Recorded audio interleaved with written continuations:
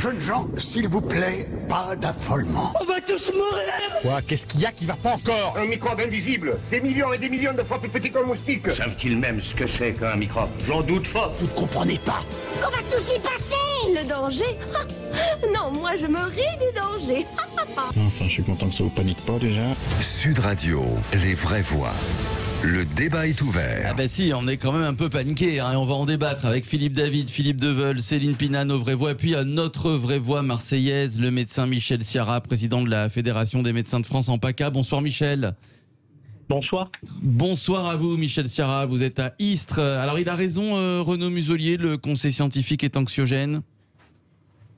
Nous le disons depuis un moment, Ouais. mais c'est vrai qu'on le constate, il est anxiogène, peut-être avec juste raison quand on voit des excès autour de nous. Mais dans un autre côté, il faut reconnaître que le nombre de cas que nous avons est disproportionné par rapport au nombre de gens que nous hospitalisons. C'est au quotidien que nous constatons le peu de gravité actuelle, relative, je dis bien, relative, auprès de notre patientèle. Alors vous comprenez ce que veut dire Delfrécy, le président du conseil scientifique, c'est qu'il se base sur les hôpitaux, notamment à Marseille, où voilà, il reste que 3-4 places disponibles en réanimation, et que si ça continue comme ça, eh bien les services vont être saturés. Et c'est de ça, le président du conseil scientifique a peur de cette situation, de revenir en mars où les hôpitaux vont commencer à être saturés. C'est pour ça qu'il parle de décisions difficiles. Vous le comprenez, en ça, fait, moi, Michel Sciarra? je vais vous mettre à l'aise tout de suite. Vous avez environ 300 lits de réanimation sur la région. Il y en a 70 qui ont été dédiés au Covid pour éviter de surcharger les autres services, parce qu'on a toujours besoin de services de réa. Ça, tout le monde l'a compris. Seulement, si vous mettez la barre à 70 ou vous la mettez à barre à 100, c'est pas pareil. Parce que vous avez donc, du coup, 30 places qui se libèrent. Donc, vous voyez ce que je veux dire? On fait dire ce que l'on veut aux chiffres, mais en pratique, quand vous avez 70 lits, c'est en période normale, je dirais, à la rigueur. Mais là, on a un besoin supplémentaire. Eh bien, il va falloir peut-être restreindre et reporter quelques opérations pour avoir quelques lits supplémentaires. Alors, néanmoins, Michel. on constate que l'âge moyen des gens qui rentrent en réa reste quand même relativement élevé. Il faut arrêter d'affoler les gens tout venant, c'est pas possible.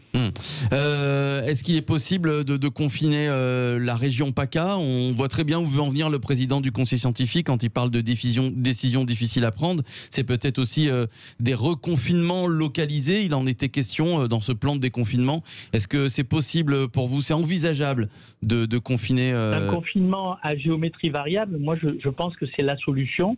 Mais il faut vraiment être très vigilant parce que vous allez tuer des régions entières. Imaginez, je suis dans la région de Fos-sur-Mer, vous avez énormément d'usines qui tournent. Si du jour au lendemain je confine tout le coin, c'est une immense catastrophe économique.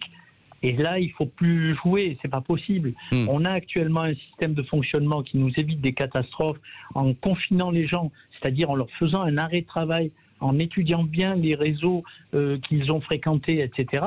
Et ça suffit. Si par contre on confine des zones, des villes et des choses comme ça, ça va être catastrophique sur le plan économique et avec très peu d'intérêt. Alors vous parlez des réseaux, et effectivement vous avez raison, vous préférez qu'on ait une meilleure stratégie plutôt que de reconfiner. Pour l'instant, je ne sais pas ce que vous en pensez, Philippe Deveul, Céline Pina ou Philippe David. La stratégie, Philippe Deveul, qui est normalement de faire tester un test PCR quand on a des symptômes ou en contact et ensuite aller chercher tous les cas contacts. Pour l'instant, j'ai l'impression que la stratégie soit ne fonctionne pas, soit ils n'y arrivent pas, Philippe Deveul. C'est que les tests n'empêchent pas la contamination parce que vous pouvez tester positif et vous faire contaminer un quart d'heure après. Je répète, je pense que les mesures barrières sont les plus importantes d'éviter de transmettre ce virus par tous les moyens, par le gel, par le masque. Alors, il y a cette polémique contre le masque. Moi, je déteste le masque, mais je suis obligé de le mettre. Alors là, je l'ai pas mis parce qu'il y a une distance entre nous. On Philippe l'a mis parce qu'il a un doute de pouvoir être contaminé et je l'en remercie. Mais ce qu'il y a, c'est que on sait qu'on est contaminé par la bouche, le nez et les yeux. On vous dit c'est les mains. Non, vous pouvez toucher quelqu'un qui a le Covid avec la main. Il faut vous laver les mains après. On se lave les mains après. Voilà. Si on met la main à la bouche, on est contaminé. C'est ça. Donc il faut être clair sur la manière dont on reçoit ce virus, dont on est contaminé. Et là, il n'y a pas besoin d'être un scientifique. Alors moi, ce qui me désole un petit peu, c'est tous ces débats contradictoires entre scientifiques qui désorientent les gens. Parce qu'il y en a qui vous disent le masque, ça sert à rien. Et alors les gens ils disent vous voyez, puisque ce scientifique dit que le masque ne sert à rien, donc ça ne sert à rien, c'est liberticide. Mais excusez-moi, c'est pas parce que j'ai un masque qu'on m'empêche de dire ce que j'ai envie de dire. Si je veux critiquer Macron, je l'ai fait ouvertement. Si je veux critiquer Darmanin, je le fais ouvertement. Et la liberté, elle s'arrête si en sortant du studio, je vais en prison. Mais aujourd'hui, vous le faites démasquer. Oui. De quoi? De critiquer Macron, je le fais démasquer, voilà, tout à fait. Voilà. Tiens, Céline Pina, le conseil scientifique est-il trop anxiogène? On vous attend, 0826 300 300. Sincèrement, moi, je me rappelle quand même de ce qui s'est passé en mars. C'est-à-dire que le 6 mars, on avait par exemple des médecins ou un certain nombre d'intellectuels qui pouvaient nous dire, à la fin, à force d'affoler les gens, le gouvernement va plus les tuer à cause de sa communication que le Covid ne va le faire. Ça, c'était autour du 6 mars. Le 15 mars, le couperet tombe. Le 20 mars, les mêmes qui disaient attendez, c'est qu'une grippette, attaquent le gouvernement. Ouais. Alors c'est vrai sur le fait qu'il n'y avait pas de matériel, et là sur le fond c'était légitime, mais les retournements vont très vite. Donc moi j'ai pas oublié ça.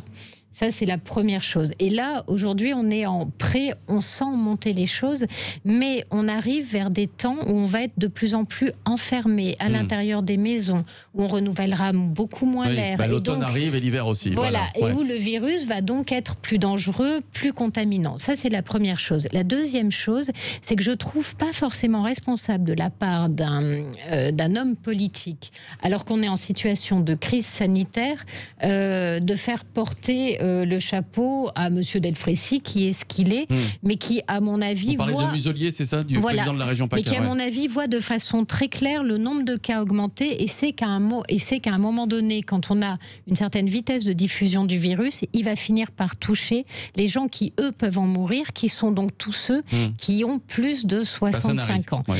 Et en fait, à mon avis, ce qu'on est en train de préparer mentalement, c'est le fait de mettre à l'abri les gens qui ont plus de 65 ans, ce qu'ils font quelque part déjà, parce que moi je vois que ce soit au niveau de mes parents ou d'un certain nombre de personnes de mon entourage, ils ont quand même beaucoup réduit les interactions, ils privilégient ce qui est familial, ils essaient de trouver une juste mesure entre se protéger eux-mêmes sans rompre les relations avec autrui.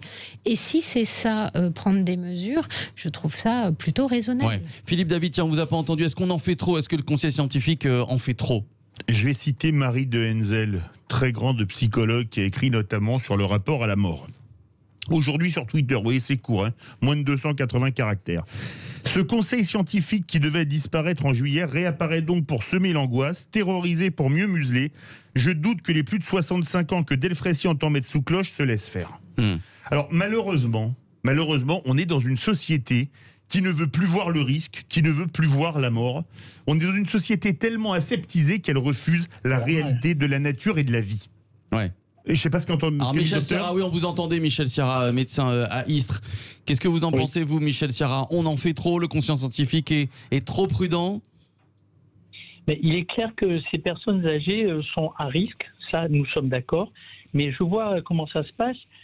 Les enfants ne font plus la bise à leurs grands-parents, etc., etc. Donc, moi, je pense qu'il y a le bon sens qui prédomine. On sait que c'est des personnes qui risquent gros par rapport aux autres. C'est vrai qu'on a vu beaucoup de catastrophes dans les EHPAD, mais je continue à croire que quand les jeunes adultes sont touchés, s'ils gardent le principe de barrière, surtout avec leurs aînés, eh ben, c'est moins grave que ce que nous avons vu au mois de mars.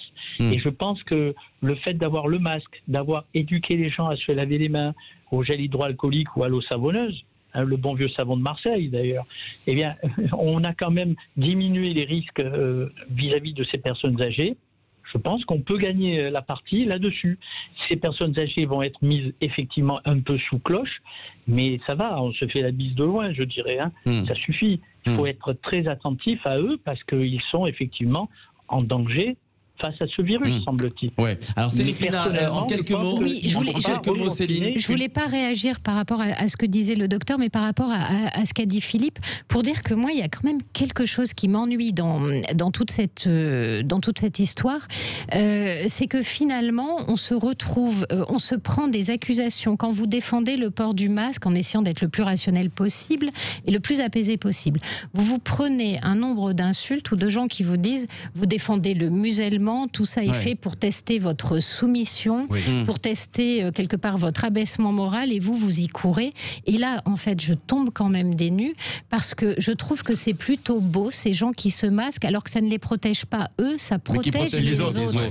Donc je trouve que c'est plutôt une belle dimension intellectuelle que cela, mais surtout, quel mépris et quelle agressivité. Et je pense qu'on pourrait tout à fait rediscuter de ces choses. C'est pas ce que tu as dit, hein, mais je parle des gens qui nous écrivent sur les réseaux sociaux, qu'on pourrait discuter de ça de manière beaucoup plus apaisée. On va reparler dans quelques instants de ce mouvement anti-masque qui prend de plus en plus d'ampleur. C'est le retour des vraies voix sur Sud Radio. Allez, on poursuit notre grand débat. Le niveau de l'épidémie de Covid-19 est inquiétant. Ce sont les mots de Jean-François Delfecy, le président du Conseil scientifique. Voilà ce qu'il a dit hier. Le gouvernement va devoir prendre des décisions difficiles dans les jours qui viennent. Eh bien, des décisions vont être prises demain lors du Conseil de défense. Emmanuel Macron fera des annonces dans la matinée.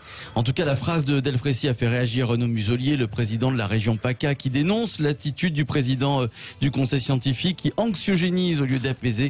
Et la question que l'on vous pose ce soir, selon vous, le Conseil scientifique est-il trop anxiogène? Un petit point sur les réseaux sociaux où vous êtes appelé à voter, notamment le compte Twitter de Sud Radio. Jean-Marie. Oui, vous êtes très nombreux à voter sur le compte Twitter, mais vous votez presque, pour ainsi dire, comme un seul homme. Vous êtes 87% à répondre oui, le Conseil scientifique est anxiogène dans sa manière de parler et d'avertir sur le coronavirus. Voilà, et on en débat avec Philippe Deveul, Philippe David, Céline Pina, et puis notre vraie voix qui est avec nous, voilà, en PACA, Michel Ciara, médecin libéral à Istres et président de la Fédération des médecins de France en PACA. Et puis vous, évidemment, 0826 300 300. Sud Radio, les vraies voix. Prenez la parole. Allez, vous prenez la parole sur Sud Radio. Le Conseil scientifique est-il trop anxiogène? J'aimerais avoir votre avis. Gérald qui nous appelle de Port-le-Cat. Bonsoir Gérald. Bonsoir. Alors Gérald, vous êtes d'accord avec Jean-François Delfecy? L'heure est grave, il va falloir prendre des décisions difficiles dans les jours qui viennent. Non, mais je crois que là, vos invités, moi, j'ai retenu plein de choses intéressantes. Ouais.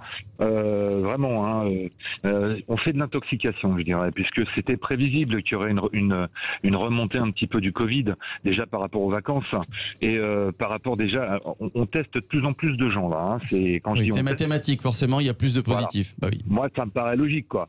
Alors, ce qui se passe derrière, c'est que vous avez de plus en plus de gens qui, maintenant, parlent d'un manque de liberté, parce que moi, j'entends vraiment ça autour de moi, et l'intoxication cérébrale, elle est là. C'est la peur, c'est, attention, la mort, et ce que j'ai entendu tout à l'heure, la mort est présente, etc. Moi, je travaille dans un hôpital, je peux vous dire que dans la région où je suis, moi, je suis en Bourgogne, en fait, hein.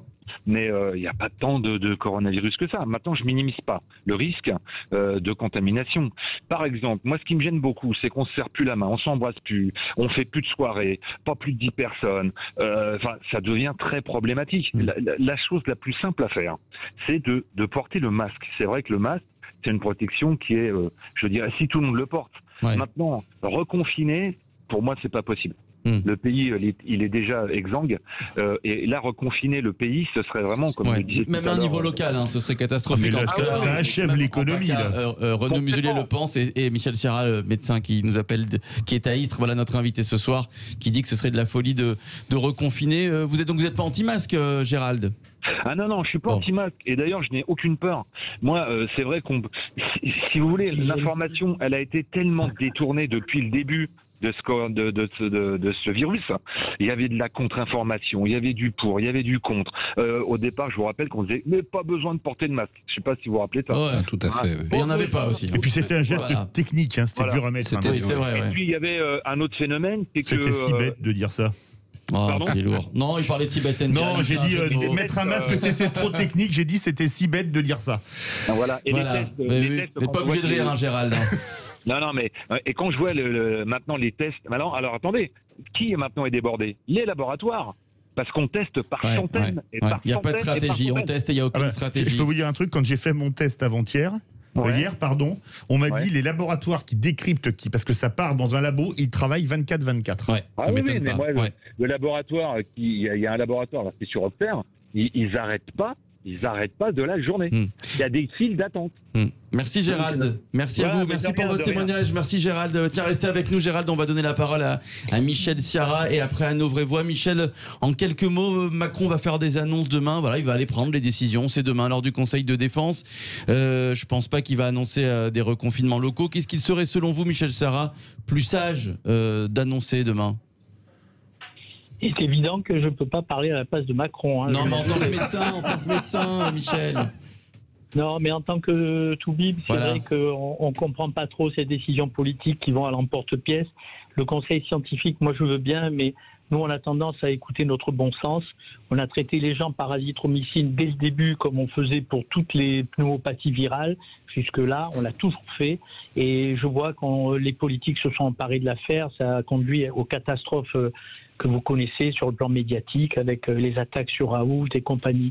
Nous, ça nous désole parce que c'est pas là-dessus qu'on se base.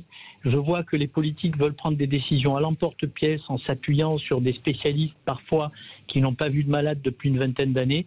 Ça nous désole.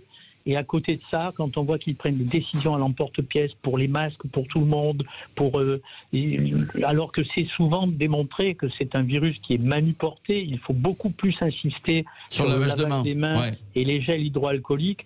Alors moi, je comprends le désarroi de certains.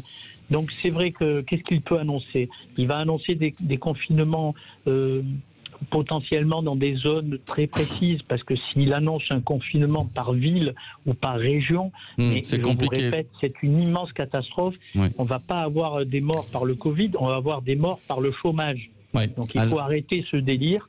Moi, je pense qu'il faut laisser faire les médecins, on traite et on confine les gens nous-mêmes quand ils ont la grippe chez eux en leur disant vous sortez pas. Et ben c'est ce que nous ferons pour le Covid. Ça vous fait peur, ça, les vraies voix, Céline Pinal, les décisions qui vont être prises demain lors de ce Conseil de défense, Céline? Moi, non, ce qui me fait plutôt peur, ce serait d'attraper le Covid et de le passer à mes parents et qu'un de mes parents décède. Voilà, c'est de ça dont j'ai peur. Parce que ça, c'est concret. Tout le reste, c'est assez absurde. Après, j'allais dire, aujourd'hui, ce que je trouve très drôle, c'est que tout le monde est en train de taper sur le gouvernement. La seule vraie annonce qu'on ait eue jusqu'à présent annonçait plutôt une réduction de la période de quatorzaine. Donc c'était plutôt, j'allais dire, un allègement. Et ensuite, aujourd'hui, j'ai envie d'attendre quelles sont les décisions, comment elles sont justifiées. Mais sincèrement, je ne crois pas au reconfinement local parce qu'effectivement, ce serait dramatique économiquement. Qu'en revanche, il y ait des gens qui puissent avoir peur parce que suivant l'activité que vous faites, par exemple, si vous tenez un bar, si vous tenez une boîte de nuit, si vous tenez des endroits, si vous êtes organisateur d'événementiel, je pense que oui, mais malheureusement aujourd'hui, c'est pas le gouvernement qui fait peser sur vous un risque, c'est l'existence du Covid. Allez, on vous posait cette question, le conseil scientifique, selon vous, est-il trop anxiogène? Tiens, oui ou non, en un mot, Philippe Deveul? Il est anxiogène depuis le départ, mais je pense que les annonces qui seront faites par le président Macron, ça va être d'interdire les manifestations. Sûrement. Eh ben, écoutez, on vous tiendra au courant évidemment sur Sud Radio et dans les vraies voix. Merci à vous, Michel Sciarra, médecin à Istres. Merci à vous, président de la Fédération des médecins de France. J'aimerais remercier aussi Gérald qui nous appelait de Port-le-Cat d'avoir participé à notre débat. Voilà, le conseil scientifique est-il trop anxiogène? Score final, Jean-Marie, sur les réseaux sociaux? Eh bien, le score final, c'est 87% d'entre vous sur Twitter qui répondez oui, le conseil scientifique est trop anxiogène. Et voilà, on passe tout de suite au clin d'œil des vraies voix.